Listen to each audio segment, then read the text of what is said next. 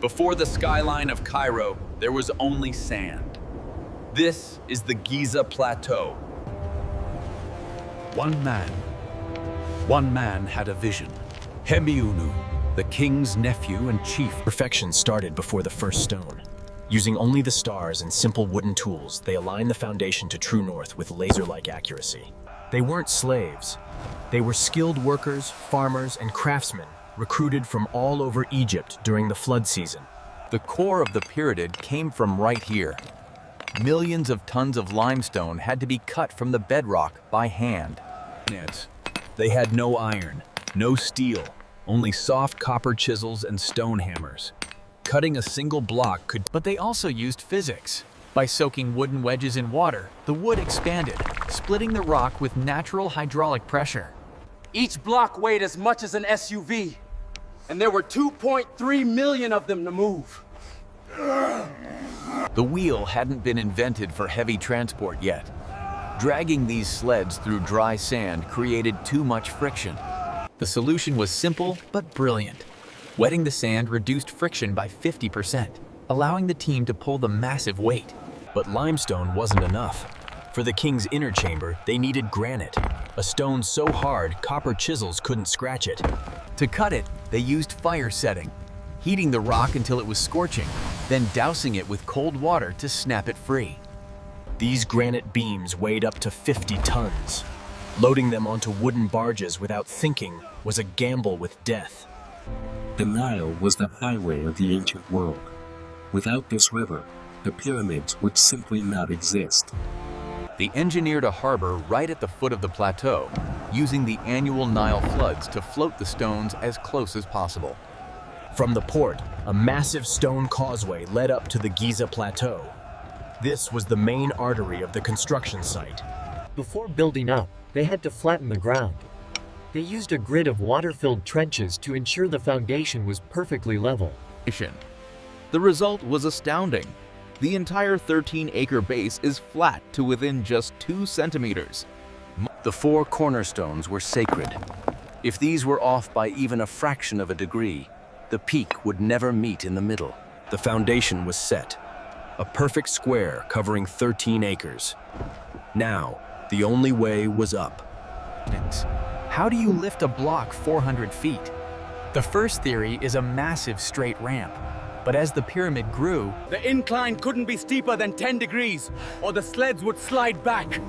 It was a brutal battle against gravity. but a mile-long ramp is impractical. Many engineers now believe they used a secret internal spiral. Turning corners was the hardest part. They used wooden levers and sheer physics to pivot the massive blocks without modern cranes. The stones weren't just stacked, they were set with gypsum mortar. It acted as a lubricant to slide stones into place and then hardened like rock. For smaller stones and tools, they used the shadoof, a simple counterweight lever that allowed one man to lift hundreds of pounds. This engine ran on calories. The workforce consumed huge amounts of bread, beef, and beer. It was the largest catering operation in history. Skeletons found at Giza show perfectly healed broken bones. These workers received advanced medical care, proving they were valued. The pyramid we see today is stripped. Originally, it was covered in polished white Tura limestone. It would have shone like a second sun.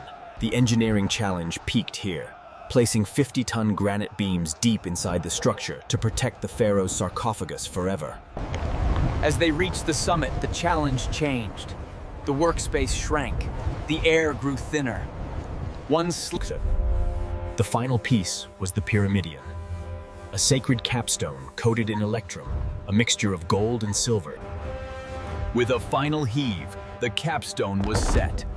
The structure was now the tallest man-made object on Earth. They didn't stop there. As they dismantled the ramps from the top down, they polished the white casing stones. It was blinding. Ancient writers said it shone like a star, visible from mountains. Decades after starting, the order finally came. Pharaoh Khufu had joined the gods. His body was ferried across the Nile on a solar barge, moving from the land of the living in the east to the land of the dead in the west. Thousands gathered to watch the final procession. The king was returning to the mountain of stone he had spent his life building. They carried him deep into the heart of the structure, ascending the grand gallery to the king's chamber, lined with the red granite of Aswan. Once the king was at rest, massive granite portcullis stones were dropped, sealing the chamber. It was never meant to be opened again. The king's rest didn't last long. Ancient records suggest that the builders themselves, who knew the secrets, likely guided the first robbers in. They didn't use the door. They hacked a crude tunnel through the softer limestone, bypassing the massive granite blockers meant to keep them out. But when they finally breached the chamber, they found nothing. To this day, Khufu's mummy has never been found. Was he ever really there? The destruction continued for centuries. The glistening white casing stones were pried off and stolen.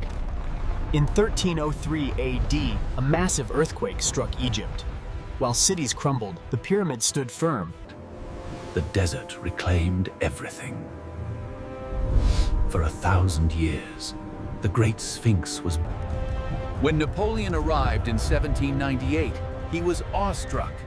He calculated there was enough stone in the three... Early archaeology was brutal.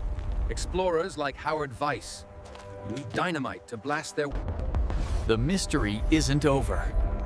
In 2017, particle physics scans revealed a massive hidden... Was it just a tomb? The dimensions encode the value of pi and the golden ratio with an accuracy that challenges modern architects. Perhaps the blueprint wasn't on Earth, but in the sky. The three pyramids align perfectly with the stars. Our modern concrete buildings will crumble in 500 years. The Great Pyramid has stood for 4,500. It was built for eternity. How did they cut granite like butter? How did they light the deep tunnels without soot marks? Some engineers argue it wasn't a tomb at all. The granite chambers resonate at specific frequencies. But the greatest wonder isn't aliens or magic. It's the human spirit. People just like us, with simple... It contains enough stone to build a wall around the entire country of France. 6 million tons of rock. It remains the only surviving wonder of the ancient world, a testament to a civilization that dreamed. There is an old Arab proverb: man fears time, but time fears the pyramids. So, what do you believe? Was it lost ancient technology? Extraterrestrial help? Join us next time as we uncover more secrets of the ancient world. Subscribe to In the Factory. History is stranger than fiction.